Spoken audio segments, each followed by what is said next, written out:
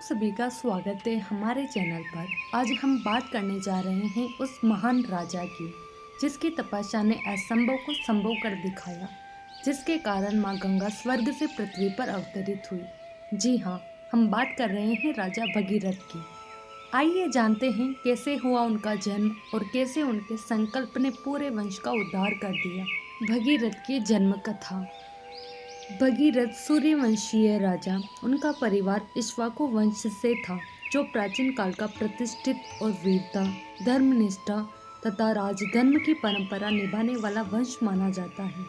इसी वंश से बाद में भगवान श्री राम भी जन्मे। भागीरथ इक्ष्वाकु वंश के राजा दिलीप की वंश परंपरा के अनुरूप थे और उनका सीधा संबंध राजा सगर के कुल से था। राजा सगर की दो रानियां थीं, केशनी और सुमति। केशनी से एक पुत्र असमंजस उत्पन्न हुआ, जबकि सुमति से 60,000 पुत्र जोरदार और महत्वाकांक्षी सूरवीर पैदा हुए, जिन्हें सामान्यतः सगर पुत्र कहा गया। यही सगर पुत्र आगे चलकर अश्वमेघ यज्ञ की कथा और कपिल मुनि के आश्रम में हुई घटना के कारण पौराणिक कथाओं में प्रसिद्ध हुए। इस पूरे पारिवारिक और वंशीय प्रसंग ने भगीरथ के आचरण, उनके धर्मपरायणता के उद्देश्य और गंगा अवतरण की महत्वाकांक्षा को जन्म दिया। यानी उनका जन्म और चरित्र सीधे तौर पर उस वैभवशाली, परंपरागत और धर्मनिष्ठ सूर्यवंश की सांस्कृतिक व नैतिक विरासत से प्रभावित था। सगर पुत्रों का श्राप और विनाश। राजा सगर एक अत्यंत पराक्रमी, धर्मनिष्ठ और यशस्वी शासक थे। उन्होंने अपने साम्राज्य के विस्तार और यश वृद्धि के लिए एक बार अश्वमेघ यज्ञ करने का निर्णय लिया। अश्वमेघ यज्ञ उस समय राजाओं के सर्वोच्च अधिकार और सामर्थ्य का प्रतीक माना जाता था। यज्ञ के लिए छोड़ा गया घोड़ा जिस भी राज्य में स्वतंत्र रूप से घूमता, वह राज्य उस यज्ञकर्ता के अधीन माना जाता था। लेकिन जब राजा सगर ने यज्ञ का घोड़ा छोड़ा तो इंद्र को भय हुआ कि सगर का यश और प्रभाव बहुत बढ़ जाएगा। इसलिए इंद्र ने छलपूर्वक उस घोड़े को चुरा लिया और उसे कपिल मुनि के आश्रम के समीप जाकर बांध दिया। जब घोड़ा लापता हुआ तो सगर ने अपने 60,000 पुत्रों को आदेश दिया कि वे घोड़े को खोजें।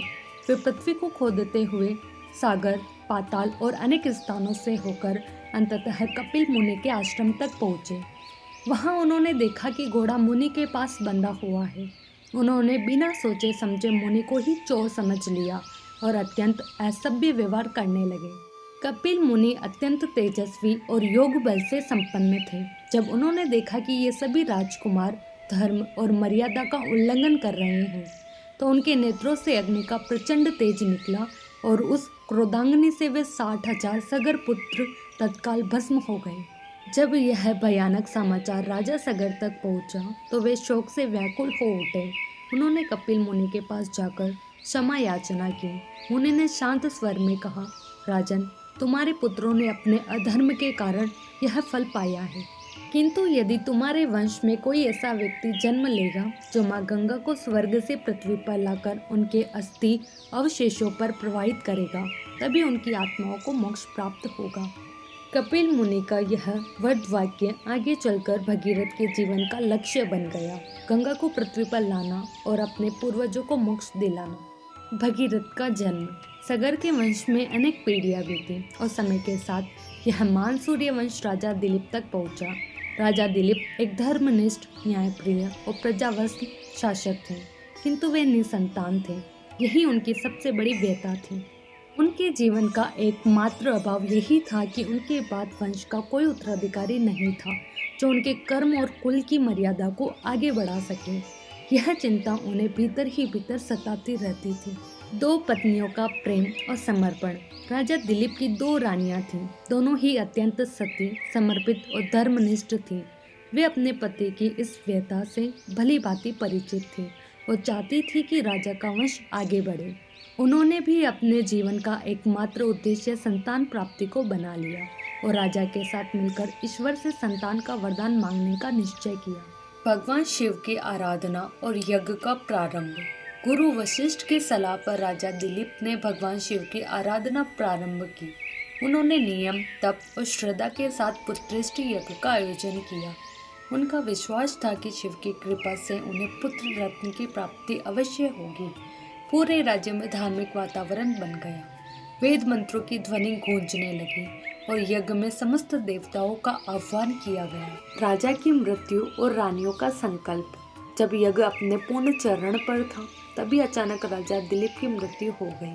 राज्य में शोक छा गया। दोनों रानियां दुख से टूट गई, लेकिन उन्होंने अपने पति का अधूरा कार्य अधूरा नहीं रहने दिया। उन्होंने आंसू पोंछे और दृढ़ निश्चय किया कि वे यज्ञ को पूरा करेगी। उन्होंने गुरु वशिष्ठ से आशीर्वाद लिया और तप पूर्वक यज्ञ को संपन्न किया। भगवान शिव का वरदान और भागीरथ का जन्म। दोनों रानियों की श्रद्धा, तप और समर्पण से भगवान शिव प्रसन्न हुए। उन्होंने प्रकट होकर कहा, हे रानियों, तुम्हारे पति का धर्म और तुम्हारी निष्ठा व्यर्थ नहीं जाएगी। तुम्हारे संयुक्त प्रयास से एक दिव्य पुत्र उत्पन्न होगा जो इस वंश का गौरव बढ़ाएगा। भगवान शिव के आशीर्वाद से दोनों रानियों की मिलन और दिव्य शक्ति के संयोग से एक तेजस्वी बालक का जन्म हुआ। जब बालक का जन्म हुआ तो आकाश में देवताओं ने पुष्प वर्षा की और कहा, यह बालक अपने तप और पराक्रम से गंगा को पृथ्वी पर लाकर अपने पूर्वजों का उद्धार करेगा।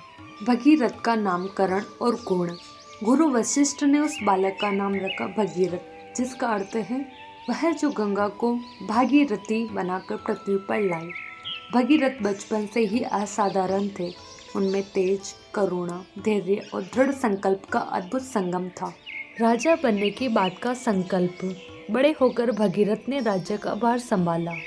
वे एक आदर्श शासक बने, न्यायप्रिय, तपस्वी और प्रजावत्सल। लेकिन उनके हृदय में एक ही उद्देश्य था, अपने पूर्वजों की आत्माओं को मोक्ष दिलाना।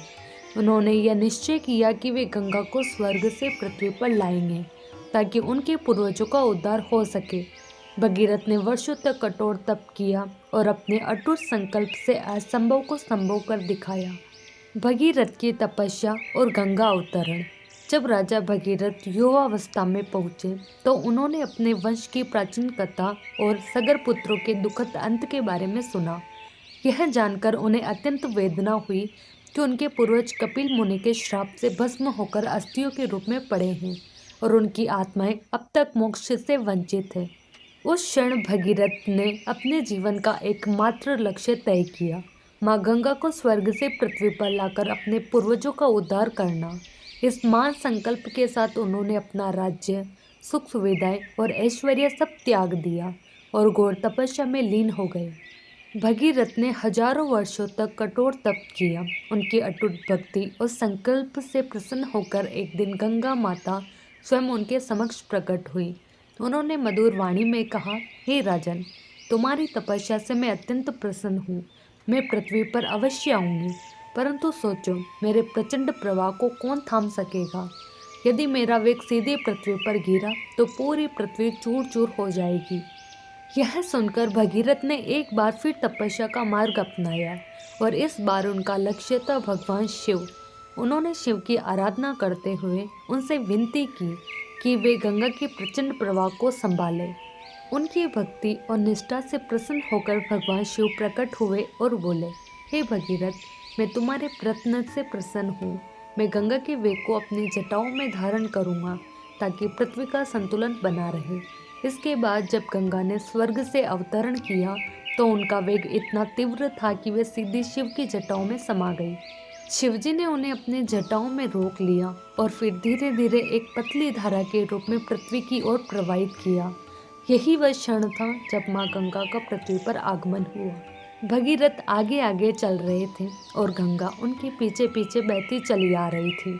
मार्ग में उन्होंने अनेक स्थानों को स्पर्श किया जिनसे धरती का पावनकरण हुआ।